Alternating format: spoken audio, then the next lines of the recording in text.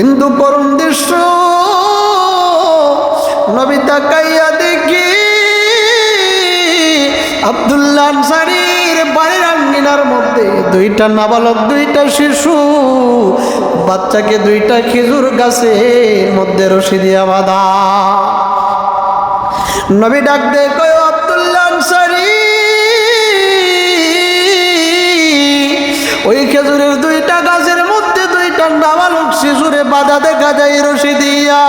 ও সাহাবী, এই দুই নাবালক শিশুর কি অপরাধ? কোন অপরাধের কারণে বাচ্চাগুলা কার? এইভাবে যে তারে খেজুর গাছের মধ্যে তারা দুইজনের দুইটা খেজুর গাছে বাই দাঁড়াইকা দিছে। নবীর সাহাবী আব্দুল্লাহ আনসারীর মনটা আরো নরম হইয়া গেল। অশ্রুসিক্ত কণ্ঠে ডাক দিয়ে কই, নবী, ওই সন্তানের কারণে এই দুইটা সন্তান হলো আমি আব্দুল্লাহ আনসারী। নবীর সাহাবী আব্দুল্লাহ আনসারী স্বামী স্ত্রী মিলিয়া দুইজনের কাপড় মাত্র কয়টা? একটা। আল্লাহ নবীর সাহাবী আব্দুল্লাহ আনসারী এত গরিব, কিন্তু নবীজির পিছনে যাইয়া প্রতিদিন যাইয়া 5 ওয়াক্ত নামাজ উনি আদায় করতেন। সাহাবায়ে কেরাম, সমস্ত সাহাবায়ে কেরাম নবীজি নামাজ যখন শেষ করতেন, নবীজি বয়ান করতেন, মসজিদে নববীদের সমস্ত সাহাবায়ে কেরাম বয়ান শুনতেন। কিন্তু নবীর সাহাবী আব্দুল্লাহ আনসারী নবীজি সালাম ফিরাইতে দেরি, একদিক দিয়ে সালাম ফিরাই আব্দুল্লাহ আনসারী মসজিদ থেকে বের হয়ে যায়। সাহাবায়ে কেরাম বিষয়টা লক্ষ্য করলেন, নবীজির কাছে অভিযোগ দিলেন, ইয়া রাসূলুল্লাহ, আমরা নামাজের পর আপনার সামনে বৈশা বৈশা আপনার বয়ান শুনি, কিন্তু আপনার সাহাবী আব্দুল্লাহ আনসারী নামাজ পড়তে দেরি, মসজিদ থেকে বের হতে দেরি নাই। আল্লাহর নবীজির কাছে যখন নাকি অভিযোগ দিল, নবী সাহাবায়ে কেরামদেরকে বললেন, ও আমার সাহাবায়ে কেরাম, আগামীকাল জলিলুল কদর সাহাবী হযরত আবু বকর, ওমর, উসমানকে নিয়ে আমি আমার আব্দুল্লাহ আনসারীর বাড়িতে যাব।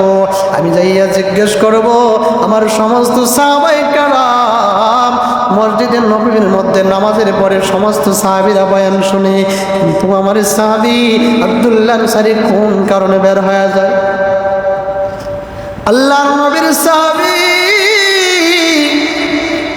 আব্দুল্লাহ আনসারী প্রতিদিনের ন্যায় একদিন মসজিদ থেকে এইভাবে বের হয়ে গেল। নবী সাহাবায়ে কেরামদেরকে নিয়া আব্দুল্লাহ আনসারীর বাড়িতে যাইয়া সাহাবীদেরকে পাঠাইলেন। যাইয়া সাহাবায়ে কেরাম নবীর ওই সাহাবীর ঘরের দরওয়াজায় নক দেয়, কিন্তু ঘরের ভিতরে থেকে কোনো আওয়াজ আসে না। সাহাবীরা নবীর কাছে এসে বলেন, ইয়া রাসূলুল্লাহ, নবী, আপনার সাহাবী আব্দুল্লাহ আনসারীর ডাকি, কিন্তু ভিতর দেখা কোনো জবাব দেয় না। ভিতর দিয়া চিৎকারও লাগানো, ভাবে বোঝা যায় ভিতরের লোক অবশ্যই আছে। আল্লাহর নবী ডাক দেয়, কই সাহাবীরা আসো, চইলা যাই মসজিদের নববীতে, আমরা এবার চইলা যাই। যেই মাত্র মসজিদের নববীর দিকে রওনা হয়ে গেলেন, নবীর সাহাবী আব্দুল্লাহ আনসারী, নবীর সাহাবীরা এমন সাহাবী নয়, নবী ঘর থেকে ফিরত চইলা যাবে কিন্তু নবীজির কথার সাড়া তারা দিবে না। আব্দুল্লাহ আনসারী ঘরের দরওয়াজা খুলিয়া তাকাইয়া দেখি মায়ার নবী সাহাবায়ে কেরামের কাফেলা নিয়া মসজিদে নববীর দিকে রওনা হয়ে গেছে। নবীর সাহাবী ডাক দেয়া কয়, ইয়া রাসূলুল্লাহ, ইয়া হাবিবাল্লাহ, ওগো আল্লাহর নবী, আপনার সাহাবীরা আমার ঘরের দরওয়াজায় এসে ডাকছি, আমি ডাকের জবাব দিতে পারি নাই। নবী গো, আমি এটা ভালো করে জানি আপনার সাহাবায়ে কেরাম আমার নামে আপনার কাছে একটা অভিযোগ দিয়েছে। ইয়া রাসূলুল্লাহ, নবী, অভিযোগটা হলো আমি প্রতিদিন নামাজ পড়িয়া মসজিদের নববী থেকে বের হয়ে যায়, ও নবীজি, আমরা স্বামী স্ত্রী দুইজন, কাপড় হলো মাত্র আমরা একটা। আমি যখন মসজিদে নববীতে যাই, আমার বিবির উলঙ্গ করিয়া কাপড়টা পরিধান আমি করিয়া ঘরের ভিতরের মধ্যে আমি একটা গর্ত করেছি। ওই গর্তের মধ্যে আমার বিবিরে ঢুকাইয়া দেয়, দুনিয়ার কোনো মানুষ যাতে দেখতে না পারে। কাপড় পরিয়া আমি মসজিদে নববীতে যাইয়া নামাজটা পড়ি, ওয়াক্ত যেন না চইলা যায়। আবার আমি আমার বিবির কাছে আসি, আমি আবার উলঙ্গ হইয়া কাপড়টা আমার বিবিরে পরাই, আমি উলঙ্গ অবস্থায় গর্তের ভিতরে ঢুকি। এইভাবে আমার বিবি আর আমি নামাজ পড়ি। ইয়া রাসূলুল্লাহ নবী, আজ যখন আপনার সাহাবায়ে কিরাম আমার ঘরের দরওয়াজায় যাইয়া ডাকলো, আমি ছিলাম উলঙ্গ অবস্থায় গর্তের ভিতরে, আমার বিবি নামাজে, এজন্যই আমি আপনার ডাকে সাড়া দিতে পারি নাই। আল্লাহর নবীদের চোখ বেয়ে বেয়ে পানি পড়ে আর কই, সাহাবায়ে কিরাম, আমার সাহাবী আব্দুল্লাহ আনসারীর বিরুদ্ধে তোমরা যে অভিযোগ দিয়েছো, আমার সাহাবী প্রতিদিন কোন কারণে চলে আসে? ও আমার সাহাবায়ে কিরাম, এত অসহায়, এত গরিব আমার সাহাবী আব্দুল্লাহ আনসারী, এরপরেও কোনোদিন মসজিদে নববীতে নামাজ বাদ দেয় নাই। আল্লাহর নবী ওই আব্দুল্লাহ আনসারীর লইয়া মসজিদে নববীর মধ্যে চইলা গেলেন। যাওয়ার পর নবী সাহাবায়ে কিরামদেরকে বলতেছেন, সাহাবীরা, তোমরা তো শুনছো আমার আব্দুল্লাহ আনসারী কত গরিব, আসলে আমার কোন সাহাবী আমার আব্দুল্লাহ আনসারীর কিছু কাপড় সদকা দিবা? সাহাবায়ে কেরাম ছিলেন বড় মনের মানুষ। সাহাবায়ে কেরাম চাঁদা কালেকশন কইরা কিতাবের মধ্যে সে 2 গাঁটটি কিংবা 2 মনের উপরে কাপড়ের ব্যবস্থা কইরা দিলেন। আব্দুল্লাহ আনসারীর নবী ডাক দিয়ে কইও, আমার সাহাবী, চলো তোমার নিয়ে আমি নবীজি বাড়ি পর্যন্ত কাপড় সহকারে পৌঁছায়া দিয়ে আসবো। কেমন মহব্বত দেখে নবী ওই সাহাবীর নিয়ে আগায় দিয়ে আসবো। আল্লাহর নবীজি আব্দুল্লাহ আনসারীর লইয়া বাড়ির দিকে যখন রওনা হয়ে গেল, বাড়িতে পৌঁছাইয়া আমার আপনার নবী যখন আবার রওনা হয়ে গেল, কিন্তু করুণ দৃশ্য, নবী তাকাইয়া দেখি আব্দুল্লাহ আনসারীর বাড়ির আঙ্গিনার মধ্যে 2টা নাবালক, 2টা শিশু বাচ্চাকে 2টা খেজুর গাছের মধ্যে রশি দিয়া বাঁধা। নবী ডাক দিয়ে কয়, আব্দুল্লাহ আনসারী,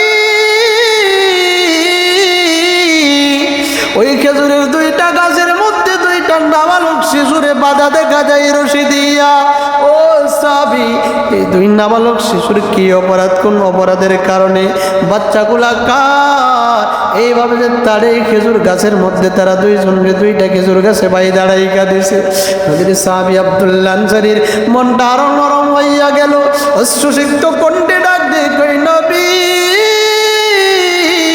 ওই সন্তানের কারণে এই 2টা সন্তান হলো আমি আব্দুল্লাহ আনসারী। নবী ডাক দিয়ে কই, ও সাহাবী, এই 2টা বালকের কি এমন অপরাধ যে তাদেরকে তুমি গাছের মধ্যে এইভাবে বাই দাঁড়াইকা দিছো? আল্লাহর নবীকে ডাক দিয়ে কয়, উমাইয়ার নবী, ওই যে আপনি 2টা খেজুর গাছ দেখতেছে, আমার বাড়ির আঙ্গিনায় খেজুরের বাগান। ওই খেজুরের মালিক আমি না, ওই খেজুরের মালিক হলো একজন ইহুদি। দেখুন ইহুদির বাচ্চারা কেমন খারাপ। আজকে আর্জেন্টিনার ব্রাজিলের পক্ষনীন সমর্থন দেন, তারা হলো ইহুদি, তারা হলো খ্রিস্টান। যে মুসলমানদের সবচেয়ে শত্রু হলো ইহুদি আর নাসারা এবং খ্রিস্টানেরা। ও নবীজি, ওই যে আপনি বাগানটা দেখেন, ওই বাগানের মালিক হলো একজন ইহুদি। ওই ইহুদির 2টা গাছ আমার সীমানার মধ্যে পইরা গেছে। ওর জায়গায় না, মুসলমানের জায়গায়, সাহাবীর আঙ্গিনায় বসে। ইয়া রাসূলুল্লাহ নবী, আমার এমনও দিন যায় আমি আব্দুল্লাহ আনসারীর 2 দিন যাই 3 দিন যাই চুলার মধ্যে আগুন ধরাইতে পারি না। ছোট্ট ছোট্ট বাচ্চাগুলো খাবারের তৃষ্ণায় পিপাসায় ওই ইহুদির বাগান থেকে খেজুরগুলো আমার বাড়িতে পড়ে আমার ছোট ছোট বাচ্চাগুলো পেটের ক্ষুধায় ওই খেজুরগুলা মুখে দিয়া দেয়। কিন্তু ইহুদি যখন দেখে মুখের ভিতরে আঙ্গুল ঢুকায় ঢুকায় আমার সন্তানের মুখগুলা দেখে খেজুরগুলা বাইর কইরা নেয়। ইয়া রাসূলুল্লাহ নবী, এই জন্য আমার সন্তানগুলার আমি বাইদা রাইখা দিছি। 2 নাম্বারের কারণ হলো, ও নবী, আমার সন্তানগুলা যদি ইহুদির গাছের খেজুর খাইয়া যদি ইহুদির ওই খেজুর খাইয়া রক্ত মাংস খণ্ডিত হবে, আমার সন্তানের রক্তগুলা বাড়বে, ওই রক্তের দ্বারা কোনো দিনের কাজ হবে না। ইহুদির ওই খেজুর খাইয়া যদি রক্ত হয় ইহুদির দিকেই দাবিত হবে। এই জন্য আমার সন্তানগুলার এইভাবে বাইদা রাখছি। আমার নবী করুণ কাহিনীটা শুই না সাহাবাই কেরামের কাছে যাইয়া বর্ণনা করলেন। আল্লাহর নবী ডাক দিয়ে কয়, ও আমার সাহাবাই কিরাম, এই ঘটনা আমার একজন সাহাবী আব্দুল্লাহ আনসারীর 2টা খেজুর গাছ তার আঙ্গিনায় আসছে একজন ইহুদির সন্তানেরা খাই বিদায় তার ছেলেদের মুখ থেকে খেজুরগুলা কাইরা নে। আসলে কোন সাহাবী ওই 2টা গাছ ক্রয় কইরা আমার আব্দুল্লাহ আনসারীর দান করিয়া দিবা। আমি নবী ঘোষণা দিলাম, তোমারে লইয়া আমি নবী জান্নাতে যাব। নবীর সাহাবায়ে কিরাম যদিও ধনী ছিলেন, আমরা সমাজের ধনীরা টাকা হইলে পরে গুনার দিকে দাবিত হয়, কিন্তু নবীর সাহাবায়ে কেরাম টাকা ছিল কিন্তু দুনিয়ার লোভ করে নাই। নবীর একজন সাহাবী হযরত উসমান রাদিয়াল্লাহু তাআলা আনহু, উনি বলেন, রাসূল, আমি ওই 2টা গাছ ইহুদির কাছ থেকে কিনা আমার সাহাবী তার নবীর সাহাবী আব্দুল্লাহ আনসারীর দান কইরা দিব। নবীর সাহাবী উসমান যা কয়, ও ইহুদি, তোমার এই 2টা গাছ আমি ক্রয় করতে চাই। যদি 2টা গাছ ক্রয় করতে চাও, একটা গাছের বিনিময়ে তোমার বাগান থেকে 70টা গাছ দিতে হবে। এক গাছের বিনিময়ে কয় গাছ? 70 গাছ। আল্লাহর নবীর সাহাবী ওসমান কয়, যাও, এক গাছের বিনিময়ে যদি 70 গাছ হয়, 2 গাছের বিনিময়ে 140 গাছ দিয়া দিলাম, আমার বাগান থেকে নিয়ে নাও। এর বিনিময়ে তোমার 2 গাছ আমার আব্দুল্লাহ আনসারী ভাইয়ের ছেলেদেরকে দিয়ে দাও। নবীর সাহাবী উসমান বলেন, ও ইহুদি, তুমি তো মাত্র এক গাছের বিনিময়ে 70টা গাছ পেয়েছো। যদি আমি আব্দুল্লাহ আনসারীর দেওয়ার জন্য যদি এক গাছের বিনিময়ে যদি আমি উসমানের তামাম বাগান যদি তুমি চাইতে রে ইহুদি, আমি উসমান আমার তামাম বাগান দিয়া দেওয়ার পরেও এই গাছগুলা আমার নবীর সাহাবী আব্দুল্লাহ আনসারীর ছেলেদের জন্য ক্রয় করতাম।